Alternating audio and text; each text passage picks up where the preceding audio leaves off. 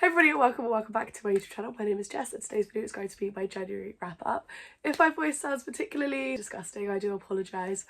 I am still super congested. I'm feeling much better than I was this week. Here is what my finished book stack looks like, and then I've got one book which I was partway through at the end of January. Let me know in the comments below if you've read any of these, what your opinions were, whether they're the same as mine or if you dislike them. I love to hear everybody's thoughts and opinions because I think reading is so personal. Everybody's looking for something different. First book that I finished at the very start of 2026 was A Reign of Rose by Kate Golden. At the very beginning of this book, we follow a girl called Oren. She is someone who works as a healer within her small town in the middle of the countryside. But their kingdom is currently at war with the Onyx Kingdom. One slight plot hole in this whole series is not quite understanding how the soldiers from Onyx are killing and attacking and full at war with the people from her kingdom, the kingdom of Amber. It's a little bit confusing because it's never fully properly explained, but I guess because we are in our main character's head, she's not really a most reliable narrator because she obviously doesn't know everything about the world. We do then split into two POVs in the second and third book, which I absolutely loved. We follow Oren as she gets taken because her brother abdicated her position and stole from the Onyx army, and they come looking for her in they come looking for him in his home, where he has run to prior. Her and her family decided when her brother arrived that they would try and escape and cross into a different kingdom. However, her mum is very severely ill and has been their whole life. She's been making these remedies that have helped her mum stay alive as long as she has and helps her feel a lot better than she has been feeling for the longest time. As they are leaving and they are part way to the ports, she realises that she has left her mother's medication at home, and she decides that she is going to sprint back to the house and grab it and then come and join them at the ports. However, things did not go as planned. When she goes back to her house, there is a whole group of Onyx army soldiers waiting for one of the people to return to the home, and they obviously ultimately want to kill her because her brother has stolen their coin and stolen something from them. However, she ends up healing one of their soldiers and they then kidnap her into the kingdom of Onyx, and that is where the story begins, where she meets a prisoner in the dungeons while she is having a panic attack, and we see the story unfold from there. I've been so disappointed recently by last books in the series, so well, I think in 2025 I literally was terrified of reading last books in the series because I kept giving them such low ratings. So I was so happy to give this a high rating. I absolutely adored this book. It was just so good. I really loved the series. I thought it was such a great series. There was plot holes in the series. I'm not saying it was perfect, but in terms of like escapism, loving for the characters, caring for the characters, and to be honest with you, there was such a massive point in this whole story where I just did not know how this was going to end. It didn't feel like anybody was going to have the ending that I wanted them to have. And in some ways we don't get that, but in some ways that was the best part about the series, in my opinion. I absolutely loved it. I am so happy to own Very Luke special editions with this series, and I am very much excited to read Kate Golden's next book that's coming out, which is coming out in this year. I'm very excited to give that a go as well, Half City, and I just think I'm going to love that as well. I really enjoyed Kate Golden's writing. It's nothing too complex, it's nothing too much, it's just the right amount, and I absolutely loved it and enjoyed it so much. After finishing that book, I was in such a massive reading mood, as I always am after a 5-star read, and I really didn't know what to pick up next. However, my best friend was reading had started reading the This Woven Kingdom series by Tahara Mafi, and she had been telling me the whole time that it was so good, and I just felt so jealous that she was loving a series and I was loving my series. And then I was taking a break, like a couple of days off of reading, and she was just really raving about this series, and I just knew I had to pick it up next because I knew we both owned it. So I decided to pick up This Woven Kingdom by Tahara Mafi. I really enjoyed this. I absolutely flew through it. It wasn't what I was expecting.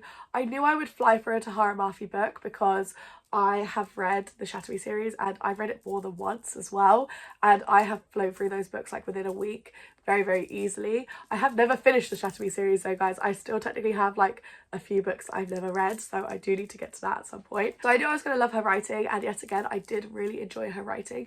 I will say this was very confusing to get your head around to start off with, and not necessarily confusing, but as in you weren't told enough to pick enough of the story up in terms of the world. In this story we are following the character character Eliza, she is the long lost heir to a Jinn kingdom. Now, it gets quite confusing because we have two collectives of people in this story. We have the Jinn and we have the Clay. Now, the Clay are humans and the Jinn are what our main female character Eliza is.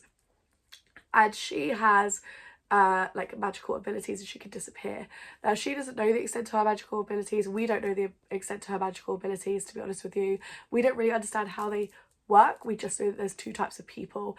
And in this story, she is a servant and she has a really, really, really rough life. She is worked until she is like bleeding and blistered, and it's very like it's quite cruel, the treatment of her. But the treatment of all Jinn, they are viewed to be people who are worked. They're beneath the clay in this world, and she is a long lost heir because basically a long time ago all of the Jinn were killed. The remaining Jinn ended up scattering amongst different kingdoms in this world, and she has stayed hidden as the heir to this Jinn kingdom for the longest time, and that choice was to protect her, but we don't know what we are trying to protect her from. So we follow her on her day-to-day kind of interactions between people. So one day there is a poor beggar boy who tries and threaten her with a knife to steal her belongings because he is starving and he is so hungry, and she basically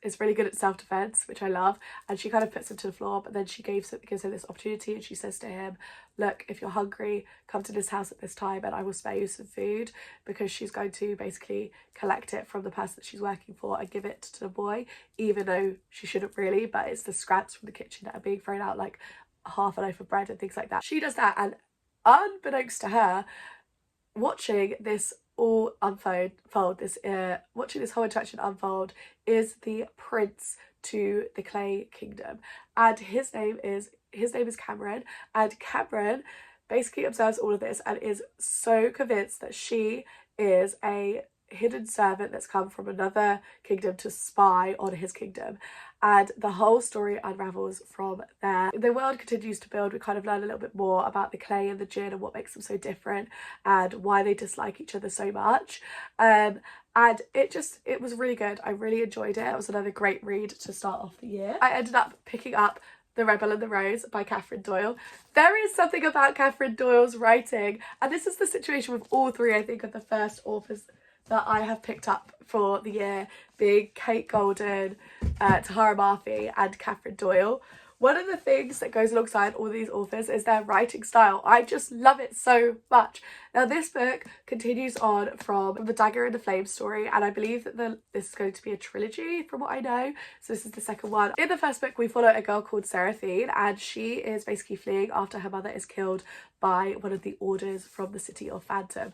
And she is fleeing to the city because her mum told her that if ever there was a problem with her, she should run to the Order of Cloaks and be initiated into this order. Now, in this world, they use a resource that's known as shade. Now, the Order of Cloaks use the shade in their kind of garments and their clothing and things to give them extra kind of powers and things like that. So speed, power, like being able to cloak the darkness and pull the darkness towards them. So that is one order, and they tend to thieve and steal for their clients. And then the other order is the Order of Daggers, and they are an order of assassins. But instead of wearing the shade, they consume the shade, and this leaves a mark on their physical body and on their soul. The more shade they consume, the less kind of, I guess, emotional and humane they come across as being. As Sarah is entering the Order of Cloaks and travelling through the city, she makes the attention of the head of the Order of Daggers, who then demands that one of his daggers, called Ransom, goes and assassinates her, basically. And we start the story there. They are definite enemies to lovers. It's epic. I loved it. The first book I really enjoyed. The second book I really enjoyed. The second book was really tough because the world got bigger, but I feel like we needed a little bit more. I do feel as though the ending was a little bit quick, so I didn't rate this as highly as I was first anticipating. However, I devoured this book. I think I sat down for 2 occasions and read the book. So I sat down twice and read the whole book in 2 sittings, which is, again, incredible. It's so hard not to spoil anything, but trust me, this was a really great addition to their story. I really enjoyed it. The world really expanded, which I enjoyed, and we also got to see a lot more purpose and reason behind the decisions that were made in this book, I felt. So I enjoyed both. The next book that I picked up and I had been listening to audibly for most of January was Burial Bones in a Midnight Soil by V.E. Schwab. Again, this is one of my thoroughly special editions. I am actually going to be passing this edition on to my friend, but that does not mean that I did not enjoy this story. I really did enjoy it.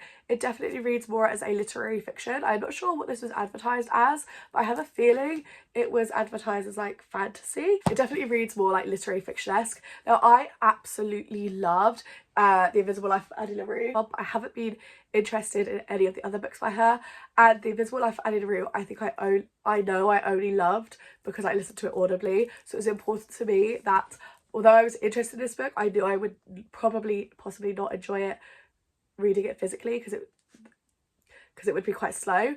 And I would say I was absolutely correct in that assumption. I definitely think I had way more enjoyment reading this audibly on my commute to work.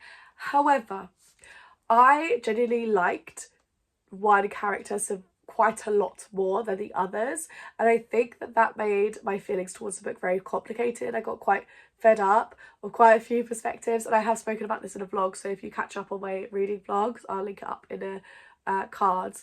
Then if you're caught up with that, then you'll know how I feel about this book. I am passing this special edition on because I don't feel very strongly about this story anymore.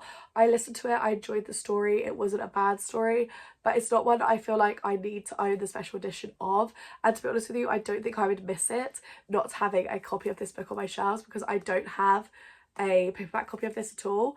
I think it's a 3-star read. I felt as though the ending was a little bit unsatisfying for me personally. It wasn't a bad ending by any means. I think just by the end of the book I was feeling a little bit indifferent. I really do feel as though we could have shortened this book quite a lot. But that's just my personal opinion, and I'm not someone that reads a lot of like literary fiction-esque books, so please don't take that to be a massive criticism, because I do feel like this is a genre outside of my comfort zone. Now, I'm going to read the synopsis from the book this time, because with all of the perspectives in the book, I don't want to give you guys a spoiler. This is a story about Hunger, 1532, Santo Domingo. A young girl grew up wild and wildly, and Maria knows she can only ever be a pawn in men's games. So when an alluring stranger offers an alternative path, Maria makes a desperate choice. A story about love, 1827, London. A young woman lives a cloistered life at her family's estate until a moment of forbidden intimacy sees her slipped off to London. Once there, a beautiful widow offers Charlotte her freedom, but at what cost? A story about rage, 2019, Boston. College was supposed to be a fresh start. That's why Alice moved halfway across the world. Then, an out-of-character one-night stand leaves her questioning everything. Alex throws herself into the hunt for answers and revenge. This is a story about life, how it ends and how it starts again. I did enjoy it. I just don't, like I said, the 3-star rating feels harsh, because I would say like when I was listening to the audiobook, it was maybe like a 4-star, but upon reflection, like it doesn't have much. I don't feel very much for this book. Then the last book that I completely finished in the month of January was The Dark Lord's Guide to Dating and Other War Crimes by Tiffany Hunt. Guys, I love this. This was such a good time. I cannot speak to you guys enough about the comedy, the humour. I just loved it so much in here. It kind of gave me reminiscent vibes of Assistant to the Villain, which is another series that I really, really enjoy. However, just more comical, a little bit more fast-paced. I really enjoyed it. I liked that there was a plot to go alongside. I just found it all hilarious. I loved the romance and the chemistry between our two characters as well. I'll read you just the first 3 sentences on the back. Step 1, kidnap someone cute. Step 2, force them to marry you. Step 3, don't catch feelings. I loved this. It was a longer book, but I just genuinely obsessed with it. It was so good, so comedy forward. I really enjoyed it. You may say it's a little bit cliche, a little bit cringe, but I genuinely, this was exactly what I needed. Something that was light, something that was funny. I could definitely see myself picking this up and rereading this as like a light reread. I really enjoyed this, and I really liked Tiffany Hunt's writing as well. We follow a dark lord called Black Rose, and he kidnaps Lady Arabella, which gives you such Bridgerton vibes, I know, and forces her to marry him. Now, in this forcing him to marry her thing, he was hoping that he would get like a very submissive bride who would just help him complete his plans of world world domination. However, she, when he puts a sword to her throat, threatens him instead, and he kind of realizes, oh, she's on. Like, they really enjoy that about each other. They love that kind of like tension that they have together. I will say he definitely falls first in his story, and I think I love that. I think that's what made it so compelling and to read, and what I loved the most. Also in January I started to read These Infinite Threads by Tara Murphy. If you haven't watched my Get Ready With Me video, I'll link it up in the cards as well. I talk about my reading goals in that video, and one of my reading goals is to read series Closer Together, and I started reading this in January but I ended up stopping. I just needed a bit of a break because I had read quite a few fancy romances. Not that that's going to stop me from reading more in February. Yeah, I was halfway through this and I did touch it for like the last 2 weeks in January. I think I just need a break from the story, but I am really enjoying this series and I'm excited to continue and hopefully finish this book and the next book, because I do have All This Twisted Glory as well, because I did put it on my February TBR. So I'm very excited to read the rest of this and the rest of the books in the series that I currently own. These are all of the books that I read in the month of January. I read a grand total of 5 books and half of These Twisted Threads. I would say that is a massive success. What a way to start out January. Lots and lots of high ratings. I think my lowest rating was a 3-star. I cannot complain at that at all. I'm so happy. I'm absolutely overjoyed with my reading from this month, and I'm so excited for February. That is everything for today's video. I hope you guys enjoyed, and if you did, please leave a like and subscribe to the channel if you're new around here. Let's see more videos from me, and I'll catch you guys all in my next one. Bye!